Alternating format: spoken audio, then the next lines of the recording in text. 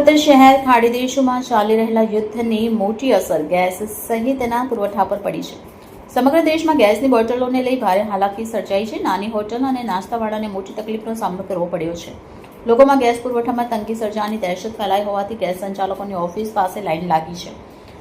ત્યારે ગુજરાતમાં પણ તેની અસર દેખાય છે. ગેસ મામલે રાજ્યમાં કેટલાક શહેરોમાં લોકડાઉન જેવી સ્થિતિ જોવા મળી રહી છે. વડોદરામાં ગેસ મામલે લોકડાઉન જેવી સ્થિતિ સર્જાઈ છે. ગેસ એજન્સીની બહાર ગેસ સિલિન્ડર લેવા માટે ગ્રાહકોની લાંબી લાઈનો જોવા મળી છે. એલપીજી સિલિન્ડર લેવા માટે લોકોની લાઈન લાગી છે. ગ્રાહકોનું કહેવું છે કે અમે સ્ટોક કરવા માટે નથી આવ્યા, અમે સવારથી 10 વાગ્યાથી લાઈનમાં ઊભા છે. ગેસ એજન્સીના સંચાલકે કહ્યું, ચિંતાનો કોઈ વિષય નથી, ઓનલાઈન સર્વરમાં ખામી સર્જાઈ હતી. તેમ સુરતમાં પણ લોકોની ચિંતામાં વધારો થયો છે. ઓનલાઈન ગેસ બુકિંગ બંધ કરવામાં આવ્યું છે. ગેસ એજન્સી પર લોકોની લાંબી લાઈન લાગી છે. લોકોમાં ગેસની બોટલ નહીં મળે તેવી ચિંતા છે. ગેસની બોટલનું ઓનલાઈન બુકિંગ પણ થતું નહીં હોવાથી લોકોમાં ભય ફેલાયો છે. સવારે બુકિંગની તારીખોમાં પણ ફેરફાર કરતા લોકોમાં ચિંતા વધી છે. ગેસનો પુરવઠો મળી રહે તેવી લોકોએ માંગ કરી છે.